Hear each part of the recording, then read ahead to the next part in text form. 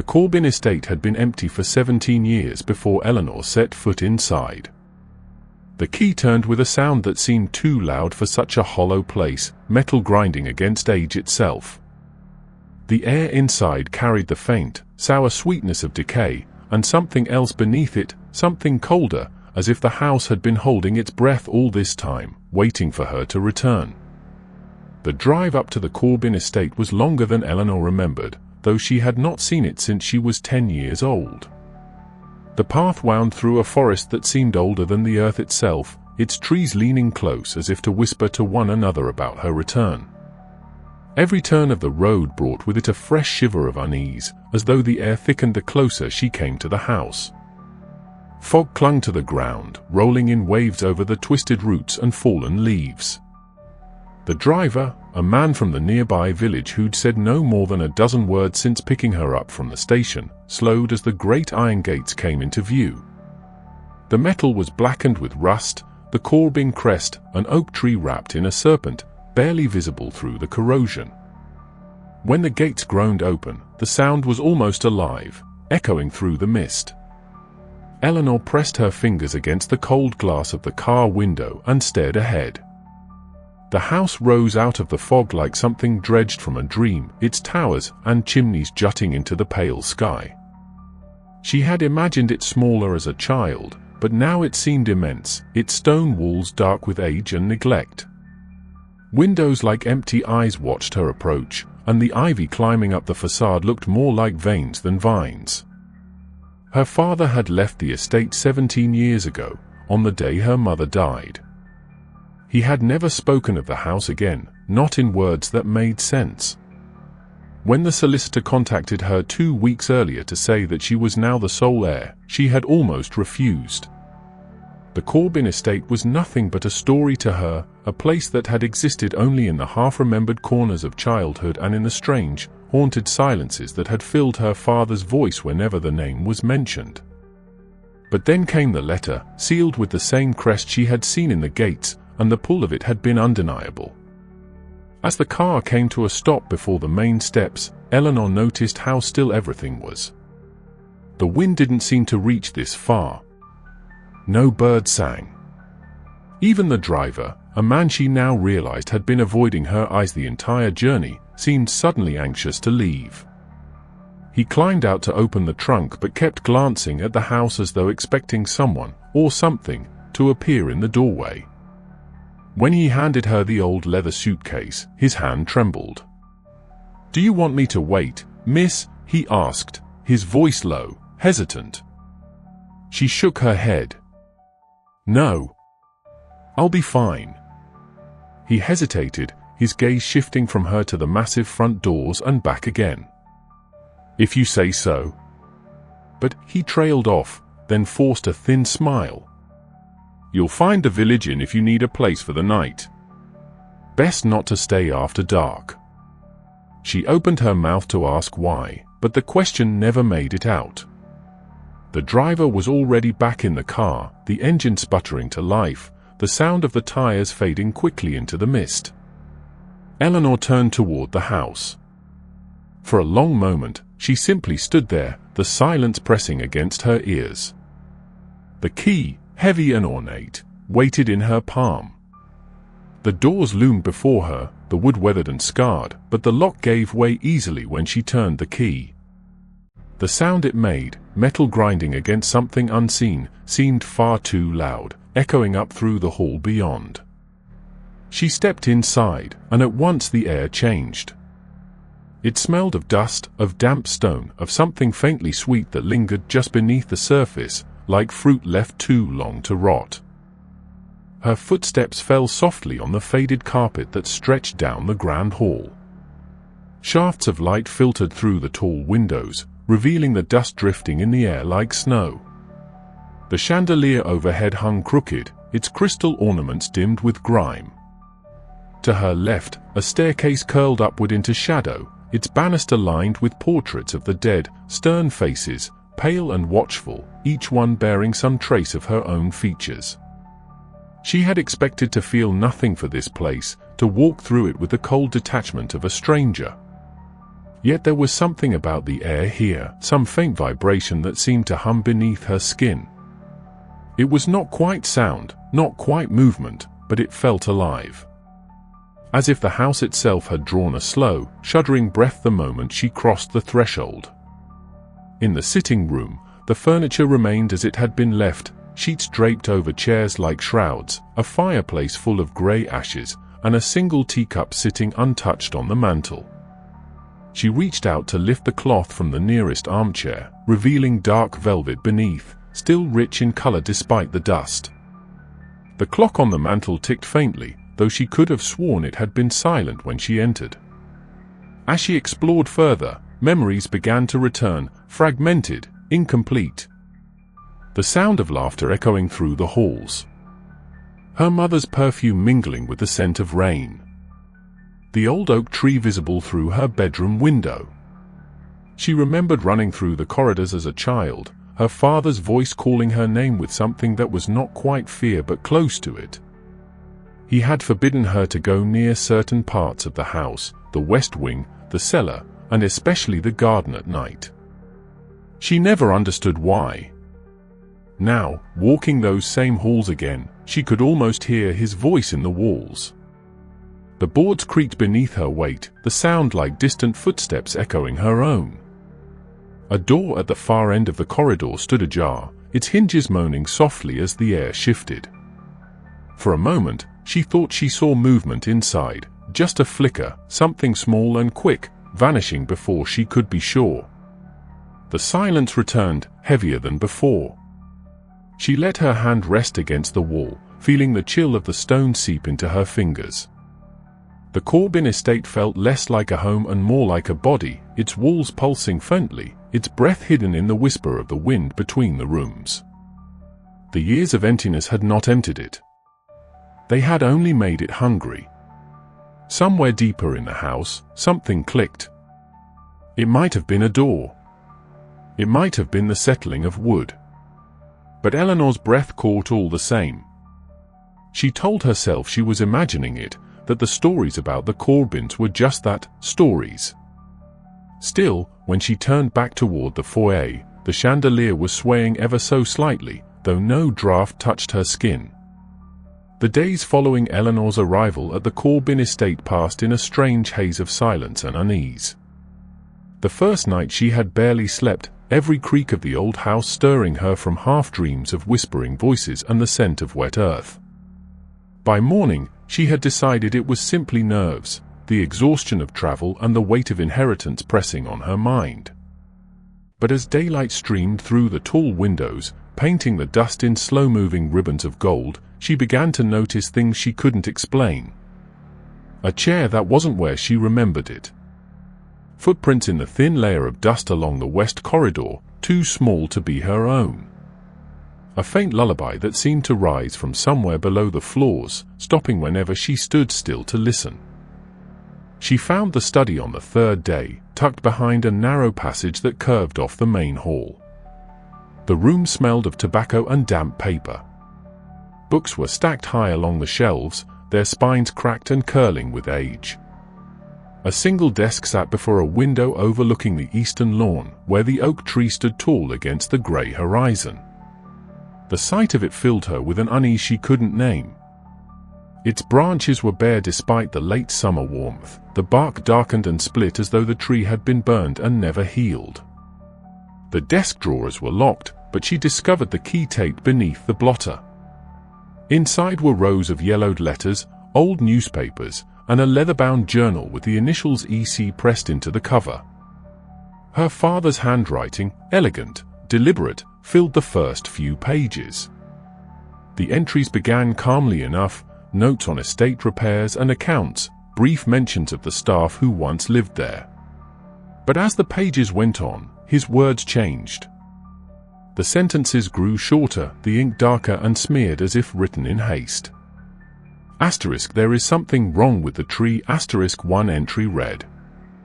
Asterisk, I've seen it again, the shadow beneath it. Always beneath it. Asterisk. The next page was dated 2 weeks later. Asterisk, she says she hears him at night. The boy. laughing near her window. I told her to stay inside after sunset. God forgive me, I think it's starting again. Asterisk. Eleanor turned the pages carefully, afraid they might crumble beneath her touch. She found the last entry dated the year her mother died. Asterisk, it won't stop until it takes another. I thought moving her away would be enough, but blood calls blood. The roots remember what we've buried. The oak doesn't forget. Asterisk. Her heart began to pound. She pushed the journal aside and opened the second drawer. Inside lay a bundle of old newspaper clippings, their edges brittle, the ink faded to brown. She began to read. Asterisk, local tragedy, firstborn Corbyn found dead by oak tree, 1839. Asterisk. Her eye skimmed the text. Edmund Corbyn, age 27, discovered lifeless at dawn by servants. No signs of struggle. Cause of death unknown. She reached for the next clipping. Asterisk, another Corbyn heir dies at 27, 1873. Asterisk. Asterisk, death of Corbyn's son mirrors fate of ancestors, 1919. Asterisk. On and on it went, decade after decade, the same story written in different words. Each firstborn of the Corbyn line, dead at 27, always found the same way, beneath the oak tree that grew at the edge of the estate. Some said it was illness, others whispered madness, but the details were too similar to dismiss. Their faces were all described as frozen in terror, eyes open, mouth drawn back in a silent scream. None had any sign of injury. No blood. No bruises. Just stopped. Eleanor's hands trembled as she reached the final clipping, dated less than a month after her father's death. It didn't make sense. He had died in the city, far from the estate. But the headline sent a chill through her all the same. Asterisk, Corbyn heir passes peacefully at home, age 54. His own father died at 27. Asterisk. The article mentioned nothing strange, but as she read between the lines of its polite phrasing, she felt something tighten in her chest. Her father had escaped the age. He had broken the pattern. Yet here she was, back in the house he had fled, 26 years old, and only months away from turning 27 herself. She tried to laugh it off at first. Family curses were for stories, for Gothic novels, not for people like her, modern, rational, sensible. But the more she read, the harder it became to breathe. There were sketches attached to some of the reports, crude illustrations of the bodies as they were found. Every one of them bore the same detail, a mark on the wrist, faint but distinct. A pattern that looked almost like roots curling beneath the skin. She closed the folder and sat back, pressing her palms to her eyes. The air in the study felt thicker now, as though the walls had inched closer while she read. Somewhere beyond the window, a crow called once and then fell silent. When she opened her eyes again, she noticed something she hadn't before. A second journal lay at the back of the drawer, smaller and bound in black leather. This one wasn't her father's. The handwriting was older, sharper, the ink faded almost to grey. The first entry began in 1838, the year before Edmund Corbyn's death. Asterisk, the dreams have returned. The voice in the roots calls me by name. It says it knows what must be done. I see him in the glass sometimes, a man with my face, but older, rotted through. I don't know if it's me or the thing beneath the tree. I think they are the same now. Asterisk. Eleanor's pulse quickened. She turned the page. Asterisk, my father said the same voice came to him, and his before him. It wants the firstborn. Always the firstborn. The tree is only the door. What lies beneath is what takes us. Asterisk. The last entry was written in a shaky scrawl. Asterisk, if anyone finds this, burn the oak. Burn the roots. Don't let it speak again. Asterisk. The ink trailed off mid-sentence. The page was stained, not with age but with something darker, something that looked too much like blood. Eleanor's breath came shallow and uneven. She looked toward the window, toward the silhouette of the oak standing stark against the dimming sky. The fog had thickened outside, crawling low across the grass. For a fleeting moment, she thought she saw a figure at the base of the tree, a pale outline, motionless. It could have been a trick of the light, or her imagination, or perhaps just the shape of the bark. But as she blinked, the figure turned its head toward her. The window pane rattled softly, though the wind had not yet begun.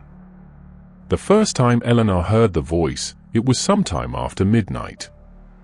The rain had begun hours earlier, soft at first, then growing into a relentless drumming against the windows. The sound filled the corridors, blending with the faint groans of the house as it settled into its bones. She had been unable to sleep, lying awake in the bedroom that once belonged to her mother, staring at the faint cracks in the ceiling. The journal she had found earlier lay open on the nightstand, its words burned into her thoughts no matter how many times she tried to turn away from them. She told herself she would leave in the morning, take the first train back to the city, sell the house to anyone willing to buy it. But even as she made the promise, something deep inside her knew she would not leave. Not yet. The voice came softly at first, so soft she thought it was the wind. A faint, almost melodic sound drifting through the crack beneath the door. Then it came again, clearer this time. A whisper, high and small, like a child's. Eleanor. She sat upright, her breath caught in her throat. The name, her name, hung in the air for a moment, barely a sound, more like an echo that had found its way into her mind. She waited, heart pounding, straining to hear through the rain. Nothing. Only the steady hiss of water on glass, the slow ticking of the clock. She told herself it was her imagination.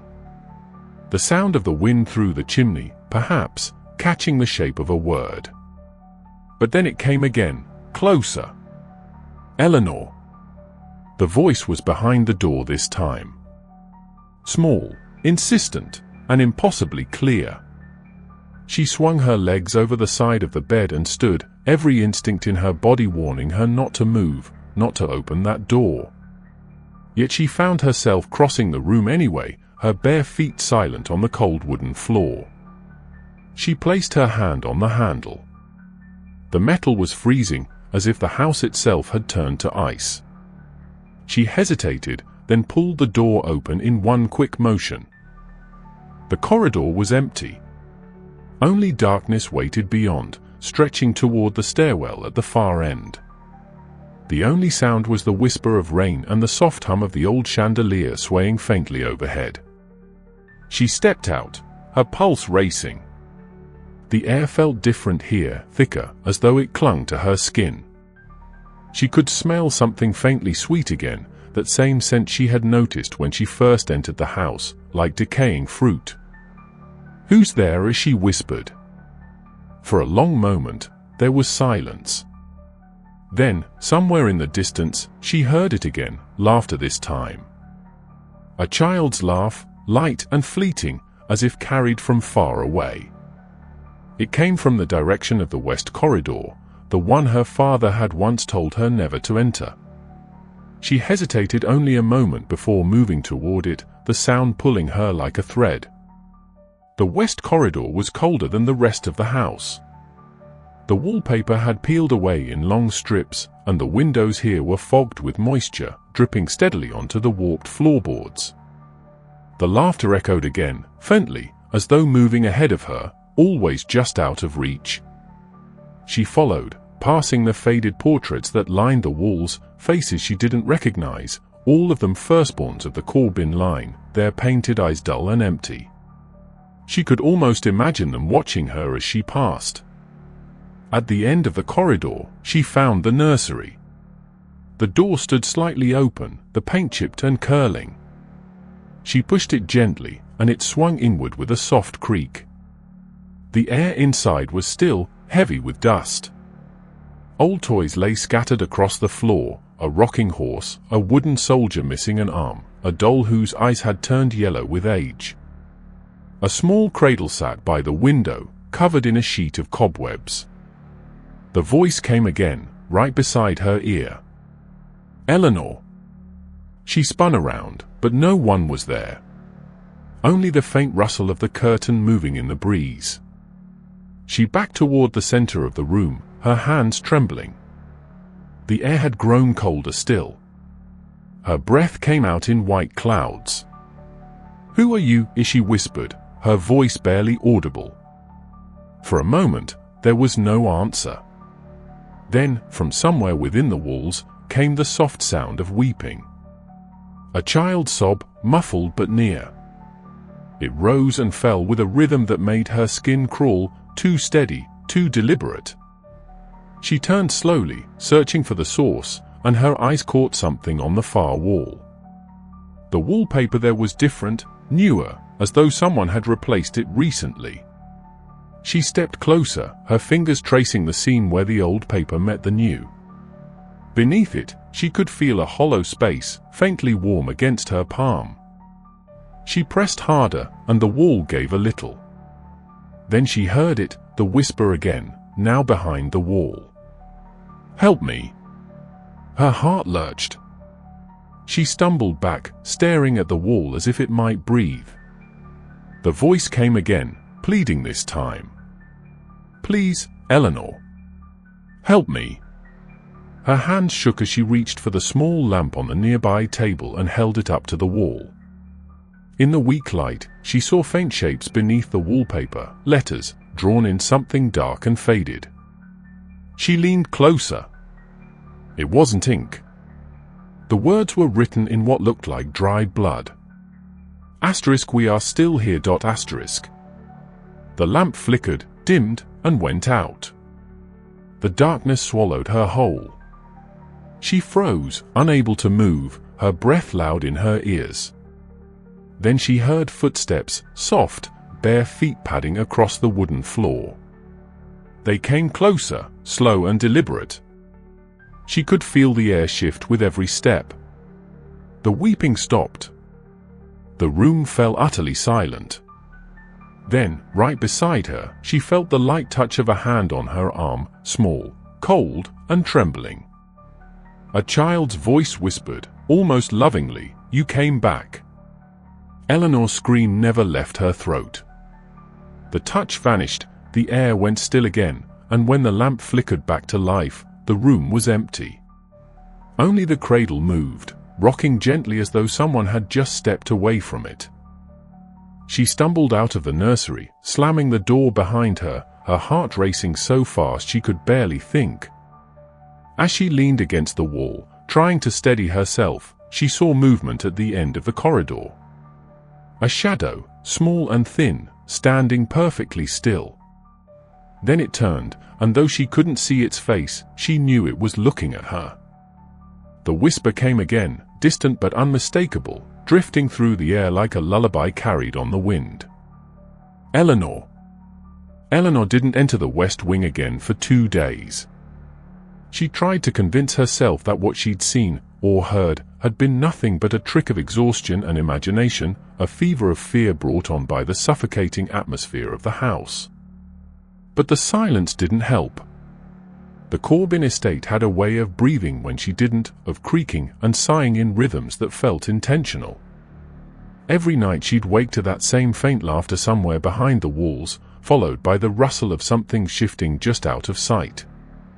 The nursery door, no matter how tightly she closed it, was always open come morning.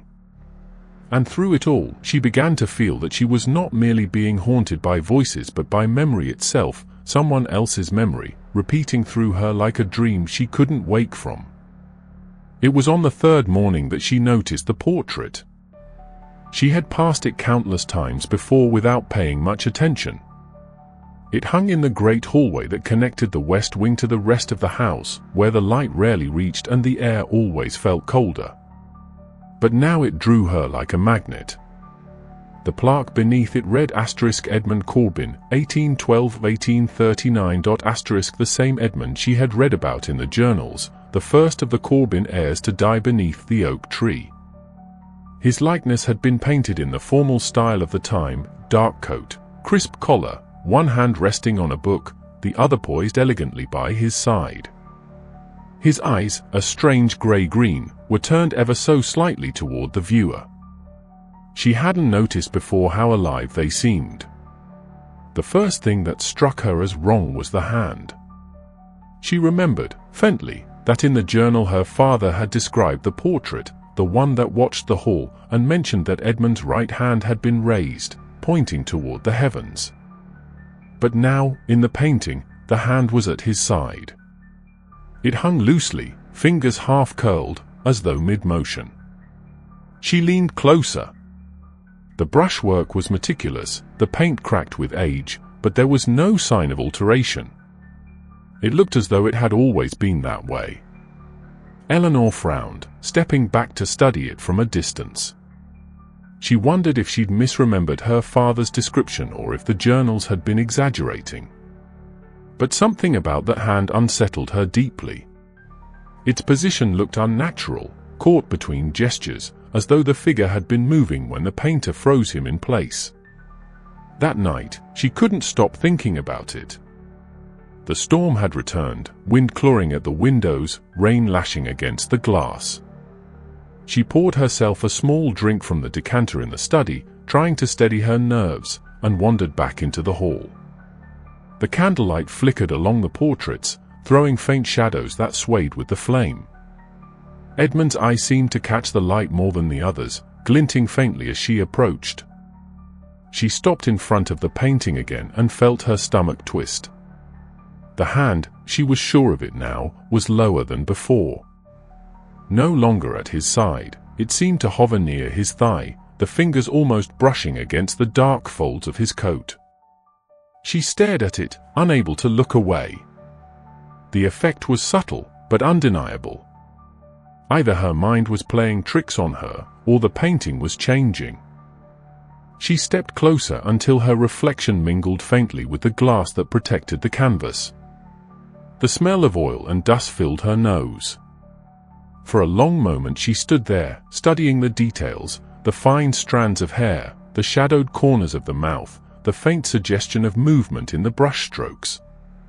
Then, almost imperceptibly, the candle flame beside her flickered, and in that tiny shift of light, Edmund's painted eyes met hers. The sensation was so sudden she gasped aloud and stumbled back. It wasn't just that the eyes appeared to move, they asterisks or star.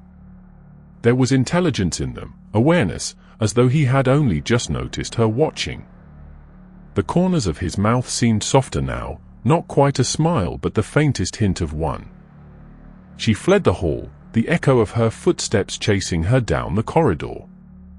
In her room, she bolted the door and sat awake until dawn, listening to the slow ticking of the clock and the distant moan of the wind in the chimney. When she finally slept, she dreamed of hands, pale hands reaching up from beneath the earth, roots wrapping around them like veins.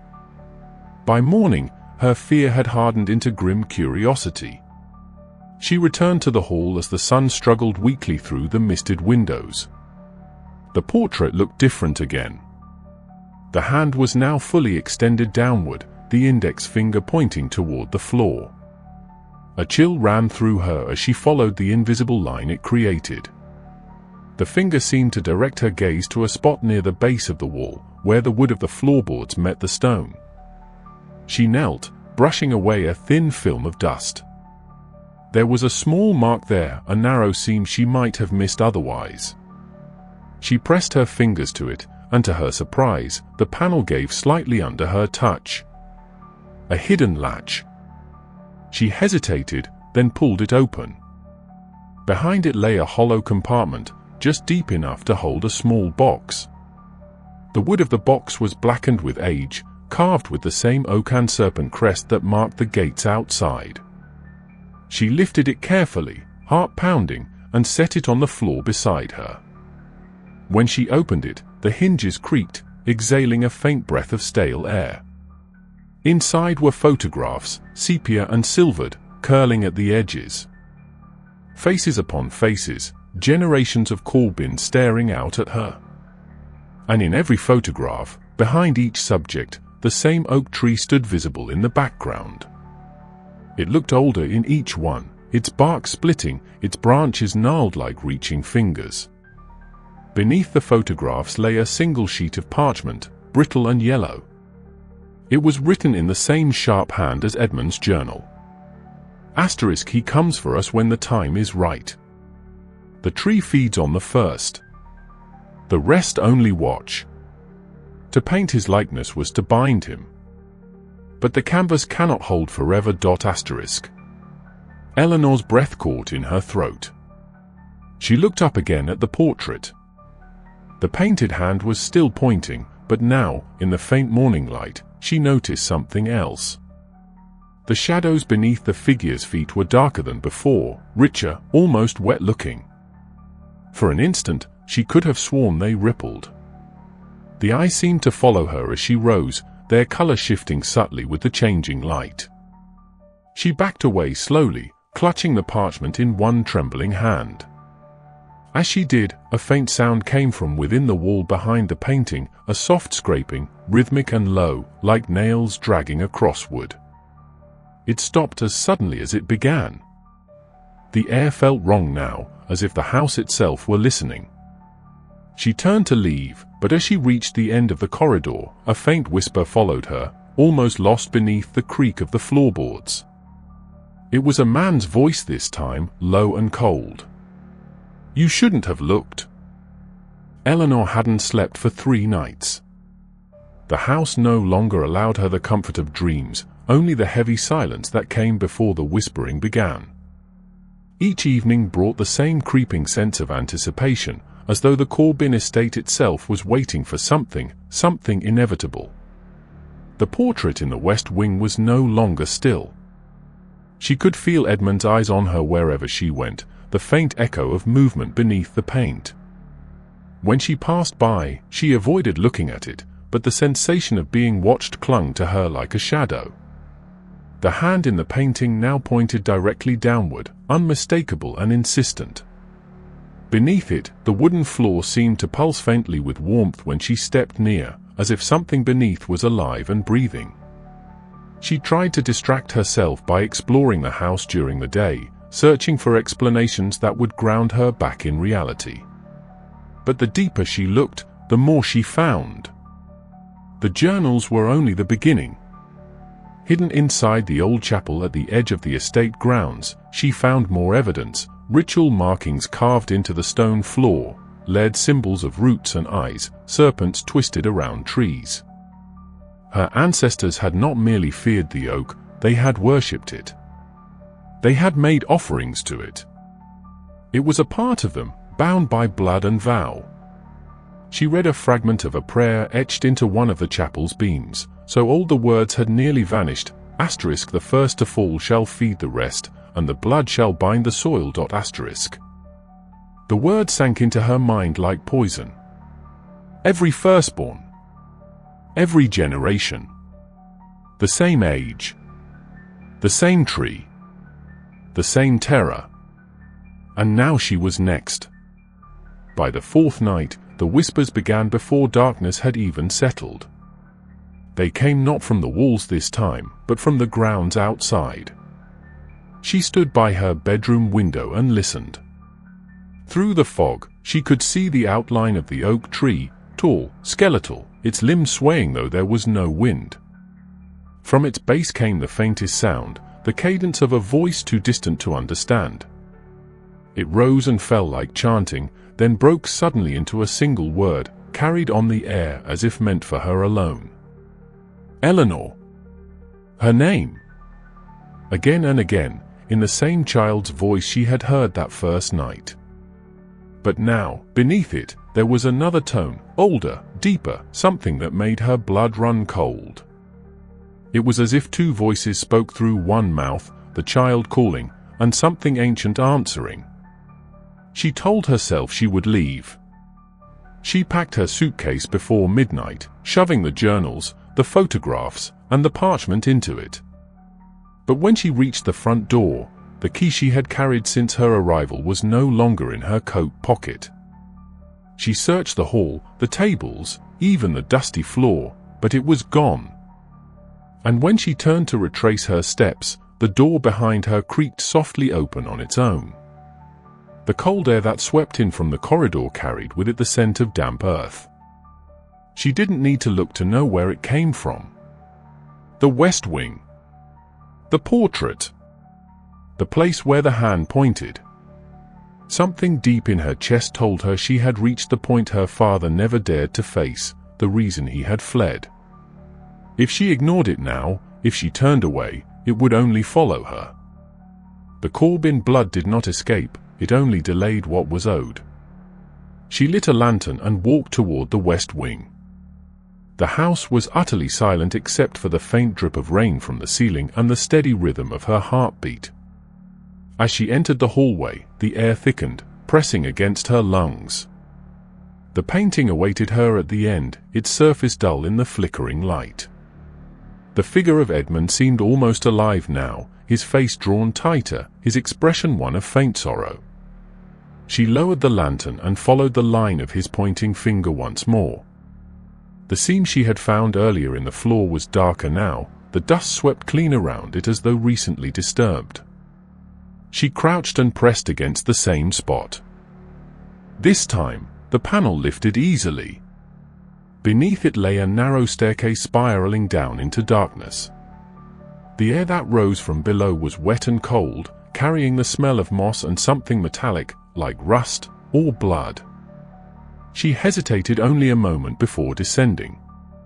The steps creaked under her weight, each one echoing as if into a great hollow space. At the bottom, the passage opened into a chamber carved directly into the earth. Roots hung from the ceiling like veins, dripping with moisture. In the center stood a circular pit surrounded by carvings, the same crest, the oak and serpent intertwined. The walls were lined with bones, hundreds of them, layered and fused with the roots that had grown through them. Human bones.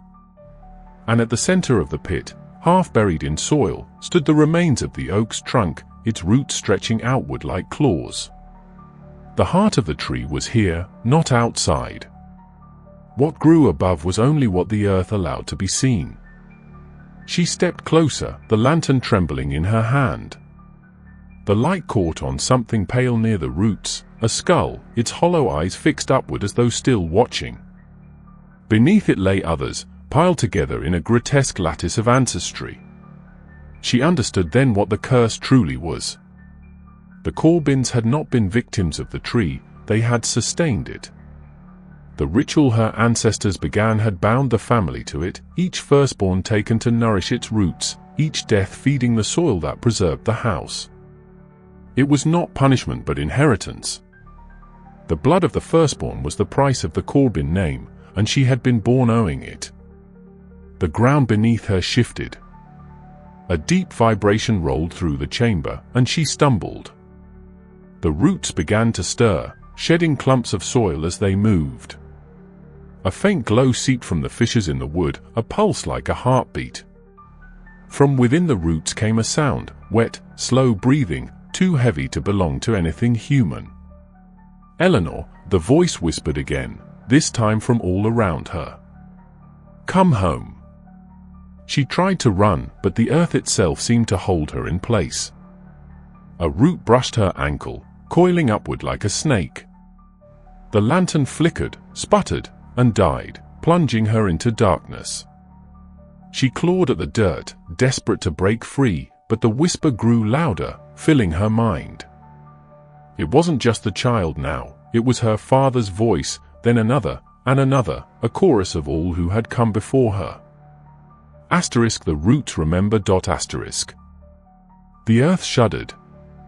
She felt something cold and wet wrap around her wrist, the same place where, in the old photographs, the mark had appeared on each Corbyn heir. A sharp sting followed, and warmth began to spread through her veins, slow and heavy. She felt herself falling, or perhaps sinking, into the soil.